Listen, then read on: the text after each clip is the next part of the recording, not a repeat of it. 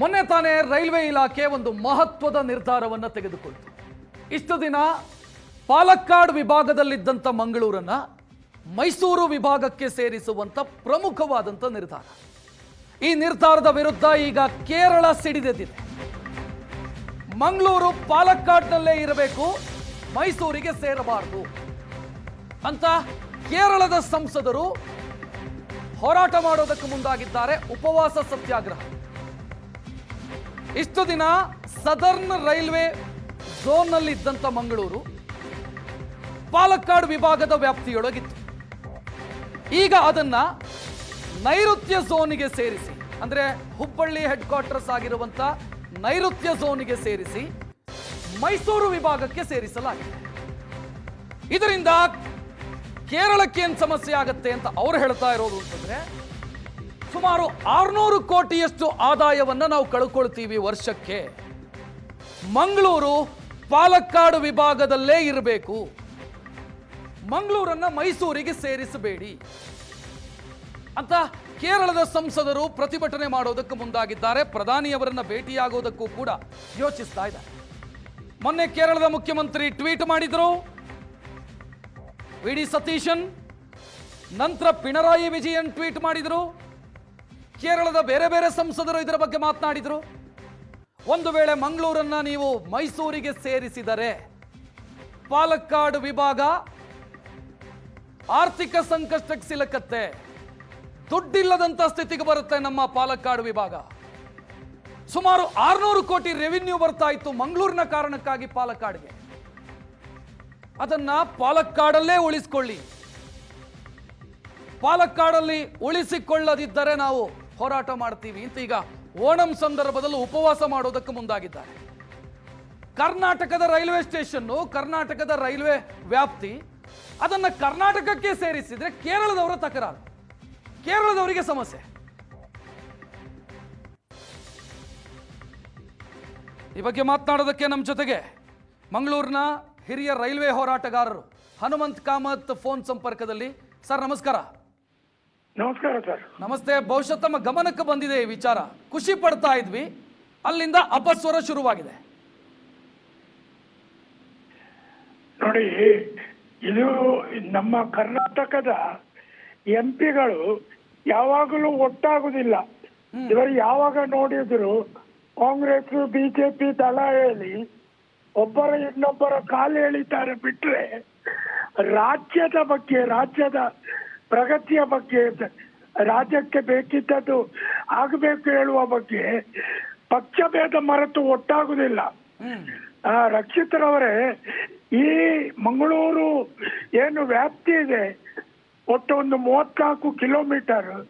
ಇದನ್ನು ವಾಜಪೇಯಿ ಸರ್ಕಾರದಲ್ಲಿ ರೈಲ್ವೆ ಮಂತ್ರಿ ಆಗಿದ್ದ ನಿತೀಶ್ ಕುಮಾರ್ ಅವರು ಇದನ್ನು ಮೈಸೂರು ವಿಭಾಗಕ್ಕೆ ಸೇರಿಸಬೇಕು ಹೇಳಿ ಆವಾಗ ಆರ್ಡರ್ ಮಾಡಿದ್ದಾರೆ. ಆದರೆ ರೈಲ್ವೆ ಬೋರ್ಡಿನಲ್ಲಿ ಇರುವಂತ ಕೇರಳ ಲಾಬಿಯವರಿಂದಾಗಿ ಇದು ಆಗಿರಲಿಲ್ಲ.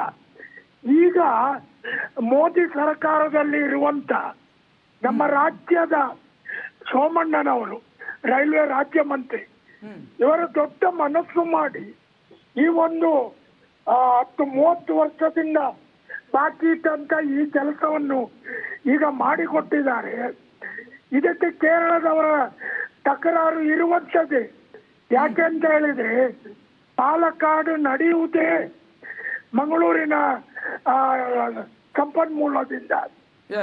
ಇದು ಎಲ್ಲಿವರೆಗೆ ಹೇಳಿದ್ರೆ, ಇವರು ರೈಲ್ವೆ ಬೋರ್ಡಿನಲ್ಲಿರುವ ಕೇರಳದ ಸಿಬ್ಬಂದಿಗಳು ಸೇರಿ ನಮಗೆ ಮಾಡಿರುವ ಅನ್ಯಾಯದ. ನಾನು DREC ಮೆಂಬರ್ ಆಗಿದ್ದೆ, ಪಾಲಕ್ಕಾಡ್ ಸೌತ್ ವೆಸ್ಟ್ ಸದರ್ನ್ ರೈಲ್ವೆದ್ದು. ನಮಗೆ ಒಂದು ಸ್ಟೇಷನ್ಗೆ ಲಿಫ್ಟ್ ಬೇಕಿದ್ರೆ ನಾನು ಅಲ್ಲಿ ಭಿಕ್ಷೆ ಬೇಡಬೇಕಾಗ್ತಿತ್ತು, ಅಷ್ಟು ಅವರು ನಮ್ಗೆ ತೊಂದರೆ ಮಾಡ್ತಾ ಇದ್ರು. ಮಂಗಳೂರು ಸೆಂಟ್ರಲ್ಗೆ ಬರುವಂತ ಮಂಗಳೂರು ಬೆಂಗಳೂರು ಗೋಮಟೇಶ್ವರ ಎಕ್ಸ್ಪ್ರೆಸ್ ಆಗಲಿ, ಮುಂಬೈ ಮಂಗಳೂರು CST ಆಗಲಿ, ಇವರು ಸೆಂಟ್ರಲ್ಗೆ ತರದೆ ಜಂಕ್ಷನ್ ನಲ್ಲಿ ನಿಂತು ನಮ್ಗೆ ಅನ್ಯಾಯ ಮಾಡ್ತಿದ್ರು. ಕೇಳಿದ್ರೆ ಪ್ಲಾಟ್ಫಾರ್ಮ್ ಇಲ್ಲ ಹೇಳುದು. ಅದೇ ಕೇರಳ ತಮಿಳುನಾಡಿನ ರೈಲುಗಳಿಗೆ ಇವರಿಗೆ ಪ್ಲಾಟ್ಫಾರ್ಮ್ ಫ್ರೀ ಸಿಗ್ತದೆ.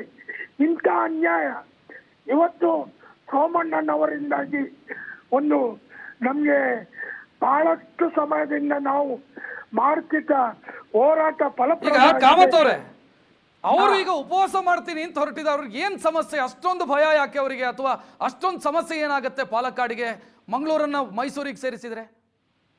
ನೋಡಿ, ಪಾಲಕ್ಕಾಡ್ ಡಿವಿಷನ್ ಇದು ನನ್ನ ಲೆಕ್ಕದಲ್ಲಿ ಅವರಿಗೆ ವರ್ಷಕ್ಕೆ 1,000 ಕೋಟಿ ರೂಪಾಯಿ ಇನ್ಕಮ್ ಆಗ್ತದೆ. ಆ 1,000 ಕೋಟಿ ರೂಪಾಯಲ್ಲಿ ಅವರು ಮಂಗಳೂರಿನ 2 ರೈಲ್ವೆ ನಿಲ್ದಾಣ ಅವರ ವ್ಯಾಪ್ತಿಗೆ ಬರುವುದು. ಮಂಗಳೂರು ಸೆಂಟ್ರಲ್ ಮತ್ತು ಜಂಕ್ಷನ್. ಕರೆಕ್ಟ್. ನಂತರ ಇರುವಂತದ್ದು 2 ಚಿಕ್ಕದು, ತೊಕ್ಕೊಟ್ಟು ಮತ್ತೆ ಉಳ್ಳಾಲ. ಆ ನಂತರದ ಎಲ್ಲಾ ಸ್ಟೇಷನ್ಗಳನ್ನು ಅವರು ಅಭಿವೃದ್ಧಿ ಮಾಡಿದ್ದಾರೆ. ನಮ್ಮಲ್ಲಿ ಅಭಿವೃದ್ಧಿ ಮಾಡಲಿಕ್ಕೆ ಹಣ ಇಲ್ಲ. ನೀವು ನೋಡಿ, ಮಂಗಳೂರಿನಿಂದ ಕೇರಳದ ಪಾಲಕ್ಕಾಡ್ ಡಿವಿಷನ್ ಇದ್ದು ವರೆಗೆ ಡಬಲ್ ಟ್ರಿಪಲ್ ಟ್ರ್ಯಾಕ್ ಆಗಿದೆ. ಅವರದ್ದು ಯಾವುದೇ ರೈಲು ಲೇಟ್ ಆಗಿ ಓಡುದಿಲ್ಲ. ಅದೇ ನಮ್ಮ ಮಂಗಳೂರು ಜಂಕ್ಷನ್ ನಿಂದ ಮಂಗಳೂರು ಸೆಂಟ್ರಲ್ಗೆ 1 ಕಿಲೋಮೀಟರ್ ಡಬ್ಲಿಂಗ್ ಮಾಡಲಿಕ್ಕೆ 14 ವರ್ಷದಿಂದ ಮಂಗಳೂರಿನವರು ಬೊಬ್ಬೆ ಹಾಕ್ತೇವೆ. ಅವರು ಮಾಡುವುದಿಲ್ಲ. ಯಾಕೆ? ನಮ್ಮ ಕೆಲಸ ಕಾರ್ಯಗಳಿಗೆ ಅವರು ಹಣ ಉಪಯೋಗಿಸುವುದಿಲ್ಲ. ಅದೇ ನಮ್ಮ ಹಣದಲ್ಲಿ ಇಡೀ ಕೇರಳದ ಪಾಲಕ್ಕಾಡ್ ಡಿವಿಷನ್ ಅಭಿವೃದ್ಧಿ ಆಗ್ತದೆ. ನಮಗೆ ಆಗುವಾಗ ಏನಿಲ್ಲ. ಅದಕ್ಕೆ ಇನ್ನು ಅವರ ಅಭಿವೃದ್ಧಿಗೆ ಕುಂಠಿತ ಆಗ್ತದೆ ಹೇಳುವ ಏಕೈಕ ಉದ್ದೇಶದಿಂದ ಇವರು ಉಪವಾಸ ಮಾಡ್ತೇನೆ ಹೇಳುದು. ನನ್ನದು ಒಂದೇ ವಿನಂತಿ, ಕರ್ನಾಟಕ ರಾಜ್ಯದ ಎಂಪಿಗಳು, ನಮ್ಮ ಮುಖ್ಯಮಂತ್ರಿಗಳು ಈ ಬಗ್ಗೆ ಈಗಲೇ ಧ್ವನಿ ಎತ್ತಬೇಕು. ಕೇವಲ ಮೊನ್ನೆಯಿಂದ ಮಾಧ್ಯಮದವರು ಮಾತ್ರ ಜಾಗ್ರತೆ ಉಂಟು ಮಾಡ್ತಾರೆ. ಯಾವುದೇ ನಮ್ಮ ಎಂಪಿಗಳಿಂದಾಗಲಿ ರಾಜ್ಯದ ಮುಖ್ಯಮಂತ್ರಿಗಳು ಈ ಬಗ್ಗೆ ಒಂದು ಮಾತಾಡಲಿಲ್ಲ. ರಕ್ಷಿತರವರೇ, ಇದು ಇವರು ಕೂಡ ನಮಗೆ ಮಾಡುವ ಅನ್ಯಾಯ. ಥ್ಯಾಂಕ್ ಯು ಹನುಮಂತ್ ಕಾಮತ್ ಅವರೇ, ಸುವರ್ಣ ನ್ಯೂಸ್ ಜೊತೆಗೆ ಮಾತನಾಡಿದ್ದಕ್ಕೆ.